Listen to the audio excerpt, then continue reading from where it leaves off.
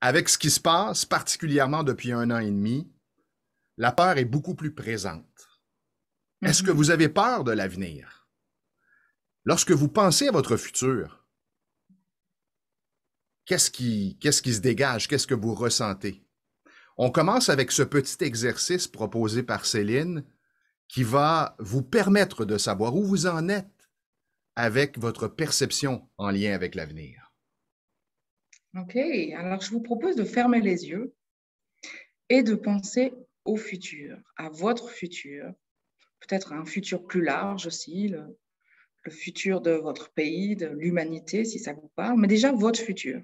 Et puis essayez de sentir qu'est-ce qui dégage ou qu'est-ce que vous percevez. Ça peut être visuel, ça peut être kinesthésique, c'est-à-dire dans votre ressenti, ben, il y a quelque chose qui se ferme, il y a une peur qui peut venir, une angoisse même. Et puis au niveau visuel, certaines personnes me décrivent comme quelque chose de sombre, une présence assez dense comme ça, quelque chose qui fait peur. Essayez de définir qu'est-ce qui se dégage de ce futur qui a une forme ou qui est comme une masse là devant vous. Est-ce qu'il est donc clair ou sombre? Est-ce qu'il est agressif ou violent ou au contraire lumineux, calme? Et quelle est votre réaction face à ce futur? Pour certaines personnes aussi, le fait de se mettre face au futur, ça va euh, déclencher cette peur de l'inconnu, puisque finalement le futur, c'est l'inconnu. Alors, essayez de déterminer un petit peu ces deux choses. Qu'est-ce que le futur dégage? À quoi il ressemble? Et quelle est ma réaction face à ce futur, face à l'inconnu, face au fait que je ne sais pas ce qui va se passer demain?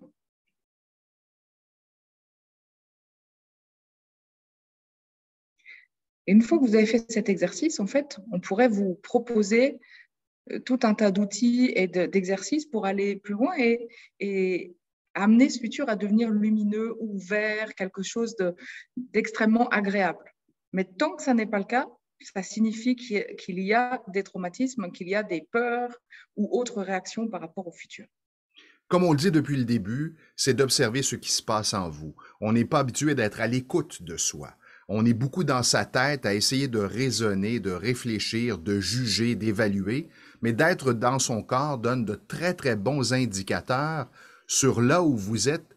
Et pour nous, ça nous permet de savoir qu'est-ce qu'il y a à régler, comment on peut vous aider à vous débarrasser de ces souffrances, de ces sensations, de ces émotions qui sont plutôt désagréables.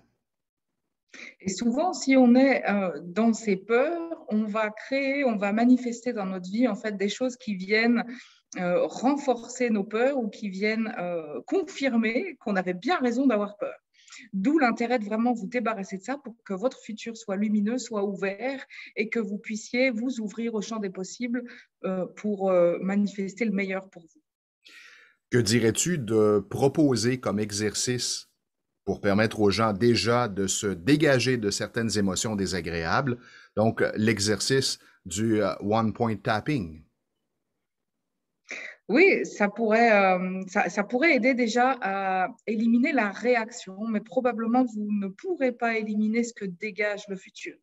Donc il y a une partie que vous ne pourrez peut-être pas faire seul, mais déjà la partie de votre réaction face au futur, donc la peur du futur, vous pouvez probablement la libérer simplement en faisant ce petit tapotement sur le point qu'on vous a déjà montré dans d'autres capsules, qui est donc entre le petit doigt et l'annulaire, et en restant vraiment connecté avec la peur dans votre corps.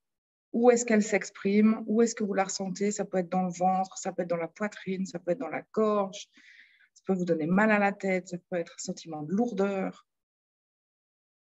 Et donc déjà, simplement en faisant le tapping, vous pouvez libérer, alléger cette réaction. Mais le reste, peut-être que vous aurez besoin d'aide. Donc n'hésitez pas à nous contacter si c'est le cas. Alors, on a hâte de vous lire.